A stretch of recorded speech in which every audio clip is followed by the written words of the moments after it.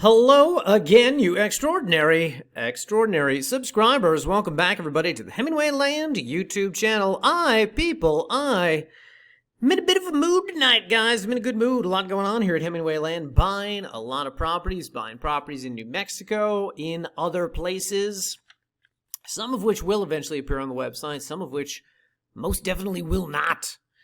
Additionally, guys, we're in the early stages, what some might call the embryonic stages of another bulk acquisition, 600, 700 lots, something like that. I have a count of how many listings it is. I don't have a count of how many lots it is, but it's like 600, 700 lots, something like that. See if we'll be able to make that one happen. And people, as you guys know, 33 counties in New Mexico. We have, at this point, bought, listed, and sold in most of them. There are, however, a few, mostly rural counties, which have escaped me. Probably not a bad thing. Probably not places a lot of people want to buy land in. But one of them I hope to be crossing off the list soon. We have a number of interested, let me put that word in quotes, interested parties in this one rural county who claim they want to sell us land. We have agreed to prices on things, and then we say, okay, great, we're just going to email you this contract to sign. And that's when they say, oh, I don't have email. Don't have email.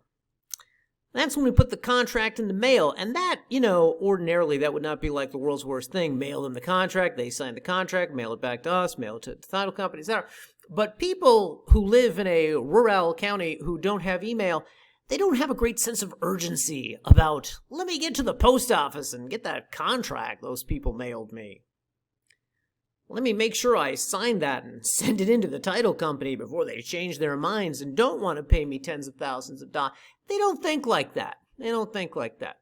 So there are 5 contracts that went out. One, after about a month and a half, is finally with the title company. And the other 4, MIA. Completely missing. Lost in action. Anyway, so fingers crossed, guys, fingers crossed. But if we do end up making it to the finish line with that property, I anticipate it would be on the website around late October, early November-ish. We'll see. Who knows? Anyway, my transaction coordinator, by the way, has gotten in the habit of saying to these people who claim they don't have email, I can create an email for you just for this transaction. Just for this, I can just create one for you. Would you like me to do that? No, I don't want that. Or my favorite, I don't trust email. Really? The thing that's been around since the 90s? The thing that like everybody uses every day? That's the thing you don't really? Okay, all right. Anyway, but all that aside, guys, let's get to the thing that we haven't done in some time, which is special thanks. Special thanks to all our valued customers. Oh, people, it's been a couple weeks since last we did this. It's been about a month, maybe a little bit over a month since I did special thanks. For those of you watching at home who do not remember how this works, because it's been so long, let me give you a little refresher course. The following list of names of people who have purchased properties from us over the last few weeks since last I did this. These are people who have paid us in full, 100% of the money, and the property has been deeded into their names. This list will not include, guys, people who are currently tied up in escrow with properties, because sometimes those fall through at the last minute, nor will this include people who give us a free $500, swear up and down, left and right, that they are going to buy the property from us, waste everybody's time over a course of weeks and weeks and weeks, and then say, I don't have the money, or I need more time, or I changed my mind, or can I pay this in 16 months? No. What? No, you can't. So this list will not include those people. These will include only the serious Hemingway land buyers. Here we go. Starting off in New Mexico, in the southern portion of the state, Luna County. Guys, get ready. Luna County, that property that we had on the website for longer than I care to admit, was purchased finally, guys, by longtime Hemingway customer, Hemingway All-Star, Sarah. Sarah picked up that property out there in Luna County. And it's been on the website for so long that when I listed it, Sarah contacted me like shortly after. And she was like, hey, I'm going to buy this property. I'm going to save up the money and I'm going to buy the property. And I was like, how much money do you have right now? And she was like, none. But I'm going to save up the money and I'm going to buy this property. And I was like, oh, I don't know, Sarah. I mean, I don't know. You know, these things don't last very long. Better act fast. Could sell it any minute.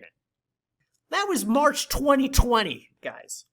Let me just remind you, it's currently September 2023. Well, anyway, 3.5 years later, Sarah saved up all the money and bought the property. I was pleasantly surprised, to say the least. Anyway, so special thanks to our buddy Sarah in Valencia County. Sold some land to Sam, Sergio, Catherine, Leonetta, John bought 2, returning customer Romaldo bought 1, and there is no Dana, only Zool picked up a property from us out there in Rio Grande Estates. Here is, guys, what a child I am all my life.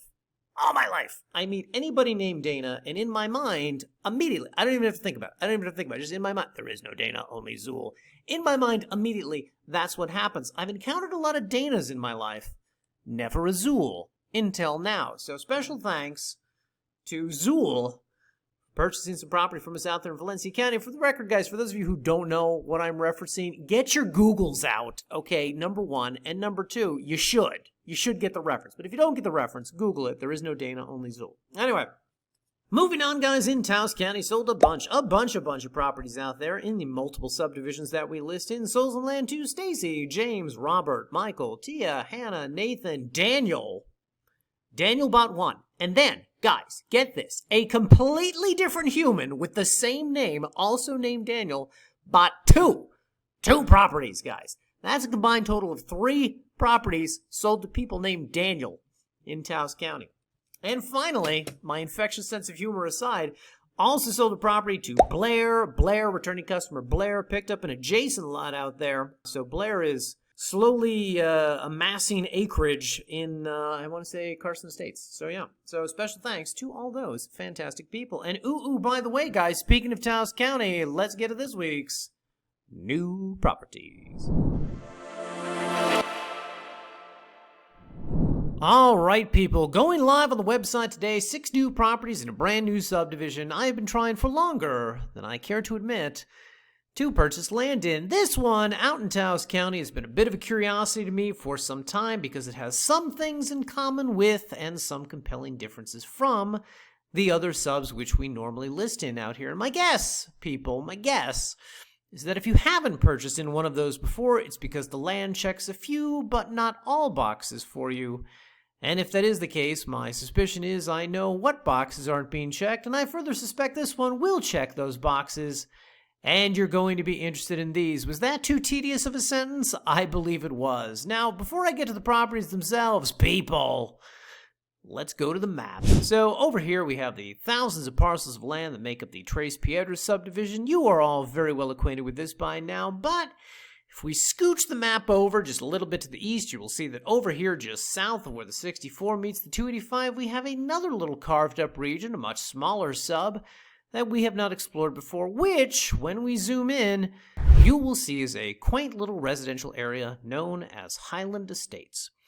And as we go to the photos and drone footage, you will see that this is a small rural residential community, but one that has been built up more than the Tres Piedras subdivision in that there are more utilities out here, both residential power lines as well as underground telecom. The roads are better maintained, and you will further see some nice home sites, all of which seem to be permanent dwellings. In addition, guys, there appears to be a water utility servicing this small community, which I will return to in a moment. Now, people, let me quickly digress for a second and show you something. So, this is Taos County. This is Rio Arriba County. Taos, Rio Arriba. Taos, Rio Arriba. Taos, Rio Arriba. Now, the dividing line between these two counties up in the Tres Piedras region is the 285. At least that tends to be how most people think of it. Sometimes it depends what map you're looking at, because on some maps the county lines intrude a little bit past the highway on either side, but I think most representations of the county lines have the 285 as the divider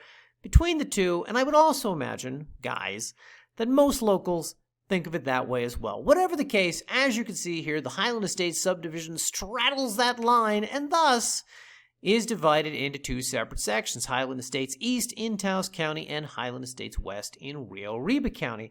And I have no idea why this is the case. Perhaps county lines were redrawn at some point. I don't know. But the point, guys, of this largely superfluous dissertation is to say that all the parcels we are listing today are either in Taos County or have parcel numbers and tax codes assigned to them by Taos County government, however you want to think of it. That said, if we buy out here again, we may have parcels that fall under Rio Arriba County jurisdiction, we'll say. Whatever. Should that time ever come, we'll let you know. Fortunately, guys, there's not a heck of a lot of difference between the two when it comes to issues that matter most to our buyers, such as zoning. More on that, too, in a bit. Now, one thing to know about Highland Estates is that the entire subdivision was chopped up into quarter-acre parcels, and to this day, with the exception of some minor replats, that is how most of them remain. Of the 6 lots we are listing today, 5 are single quarter-acre lots located here on the east side of the sub and priced at $19.50 each, and 1 is a half-acre or 2 adjacent quarter-acre lots located on the west side of the sub and priced at $29.50. Of course, as always, it bears mentioning that 3/4 of an acre is the ideal minimum lot size for developing a property with a conventional well and a conventional septic, but these smaller parcels are still viable for development with some permitting workarounds. More on that on the individual listing pages. Now, while this subdivision has no HOA and no annual dues associated with land ownership, one confusing thing, and something I will admit a certain ignorance about, is covenants and restrictions. Now, you call Taos County, you ask them for any recorded covenants for Highland Estates, and they say there are none. Then you call Rio Arriba County, and you ask them the same question, and you get the same answer, none. And then you say, are you sure? And they say, yeah, no, totally. And then you say, are you sure you're sure? And they're like, what did I stutter? And then you send your photographer out to take pictures, and the very first image you get back is this one. So I'm going to speculate that whatever covenants may exist, they were never digitized, and thus no one in the county is aware of them. That said, people who live out here are, or they pretend to be. Whatever the case, guys, this is one of these situations where a little bit of common sense goes a long way, and my suspicion is, as long as things are built up to code and you've got the proper permits, you'll be fine. Additionally, just to go back to the sign for a second, the sign here says no camping, no RVs. That most likely means as permanent structures. Taos and Rio Arriba counties both are very permissive about RV use. Point being, these properties can in all likelihood be used recreationally, at least for 30, 60, 90 days, if not more.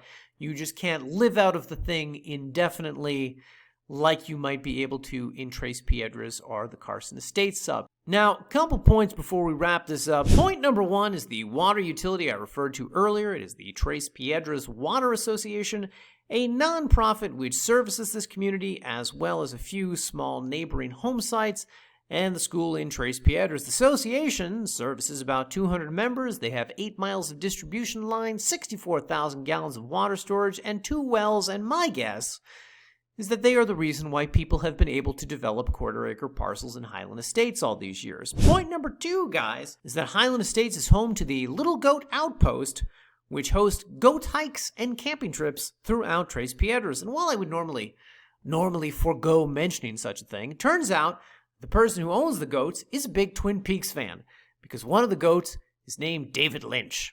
And as a big Twin Peaks fan, I feel compelled to put in a plug for the goats. By the way, guys, the other goat is named John Waters, which I am less impressed by, but there you go. Anyway, point number 3, guys, is that like all of the Taos County subdivisions, we will have a master information page for anyone who would like to learn more about the region and compare and contrast the lots to figure out which might work best for them. I, of course, have already reconciled myself to the fact that it was a complete waste of time to create this, and no one will ever read it, but if you did, if you bothered to, if you lost a bet and were forced to, you would be like, damn, yo, that was super informative.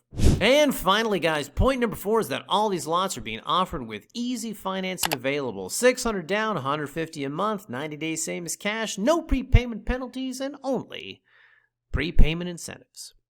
With all that said, going live on the website next week, another offering of small dollar properties in everyone's favorite regions in the state of Nuevo Mexico. Until such a time, have a great 7 days, everyone. We will see you back here in next week's video.